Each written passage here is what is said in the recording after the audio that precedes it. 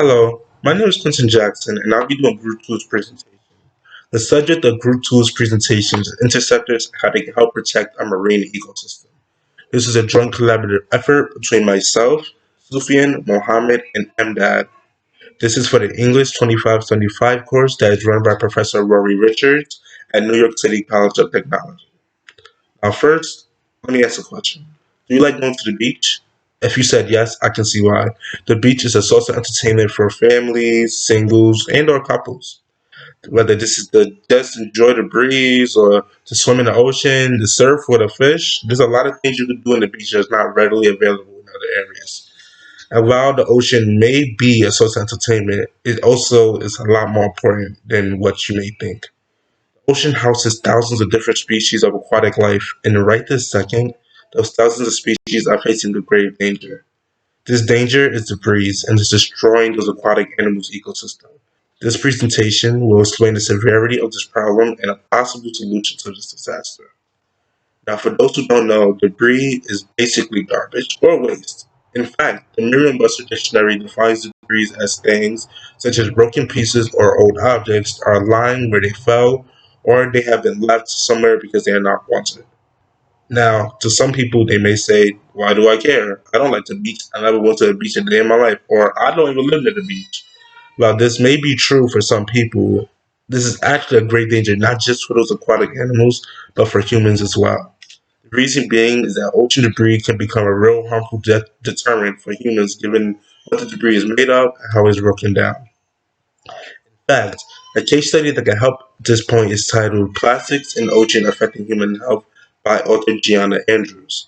It's in this case study that walks us through to see just how serious this issue is and why it's important to think of more permanent solutions than the tactics we currently have in place.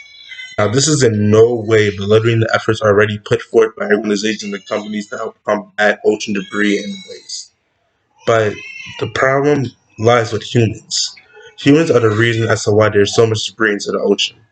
Aforementioned state case study states, as far as plastic entering the ocean, about 20% of the trash comes from ships and platforms that are offshore. The rest is sourced from litter being blown into the sea, picked up by tides on the beach, or intentional garbage dumping. This excerpt shows that humans and their mechanisms have been the strongest pollutant for oceans. These plastics break down and essentially destroy animals from the inside out after being digested. Sadly, the problem doesn't end there, because those same fish that ingest and digest those harmful pollutants are being eaten by humans. So, as a way, it's sort of a chain reaction between humans and fish.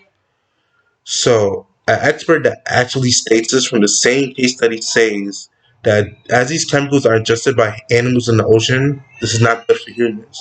We as humans also ingest these contaminated fish and mammals and can get very sick and possibly even die from it. This excerpt that I just stated shows that humans can also be negatively impacted by this pollution. Now, as I said before, there are efforts being made to combat this, and they all have varying degrees of success. But the possible solution to be discussed today is called the Interceptor. Now, the Interceptor is a conveyor belt system that is placed in rivers to take away any and all possible pollutants. This is achieved by using the water's currents to guide the pollution towards the conveyor belt so it can upend it and will never touch the ocean. This will in turn lessen the pollution that is running not just in oceans, but also in rivers. But the next issue to tackle is the energy consumption. Surely a person listening to this may think, well, this must take a lot of energy to charge. But that's not the case at all. Reason being is that the interceptors is powered via solar panels. These solar panels don't use any energy. So it's not as harmful to the environment as, say, an electrical machine type thing will do. Also, the interceptor can run 24/7, which makes this an invaluable tool in an effort to reduce marine pollution. Now, the current environmental landscape for these humanitarian efforts is both successful and not successful. This is due to the immediate help that is unfortunately not currently available. Current solutions try, but they can't keep up with the need. There's simply too much waste and debris in the ocean and rivers. Now, there was a previous system called the 001. This was the predecessor to the Interceptor. And the reason why it failed was because There was simply, again, too much waste and debris in the oceans for it to tackle. Now, while this may sound like a negative, this was turned into a positive. This is because the data that was recorded by the zero zero 001 model was then integrated into the zero zero 002 model so it become more effective at cleaning up the pollutants in the oceans. Now, the reason why the zero zero 001 failed was due to it not being able to combat the different environments and wasn't scaled for these environments. The Interceptor, however, took that and was able to be built and scaled to other different environments. And there's also a host of benefits to the Interceptor that should be mentioned. The first being that the Interceptor is able to allow us to gather large amounts of waste and dispose them in a quick and efficient manner. Another benefit is that the Interceptor doesn't impede on the marine life that it's surrounded by. A third benefit is that it reduces its overall labor costs and does not need a lot of manpower, relatively speaking, as opposed to other solutions to be better lasting. Lastly, the Interceptor will allow us to come up with better solutions down the road once fully implemented. Now, in regards to costs, as mentioned before in the proposal, to create and use the Interceptor will cost approximately $788,000. While this may sound like a lot, this is actually a very small price to pay considering current efforts to reduce pollution cost up to $18 billion.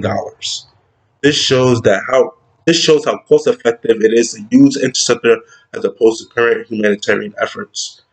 The reason why this is $788,000 is because the Interceptor itself costs $777,000. The cost to deploy the Interceptor is $10,000, and the exchange cost is $1,000. So it all out makes $788,000. Now, if one were to look ahead, Interceptor is not an end all be all to the solution. Just as people change with time, so does tactics and strategies.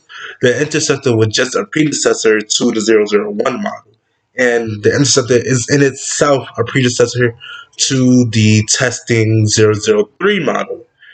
The reason why this is called the zero zero 003 model is because it's, again, the successor to the Interceptor model, but it's only in its validation phase. But the good thing about it is that it seems to be an upgrade in every possible way, which will in turn lead the oceans and rivers to be clean and allow ocean life to flourish. So, to discuss what has been said so far, ocean waste is a very serious problem that doesn't just affect marine life but also human life. The reason why this can be tackled through the Interceptor is that it can quickly lessen the severity of the ocean pollutants. This can be done whether through the Interceptor combating metric tons of waste and floating through the rivers and oceans, or using the zero zero 003 model to fully clean up the waste. I thank you for your time, and this has been Group 3's presentation. Group 2's presentation.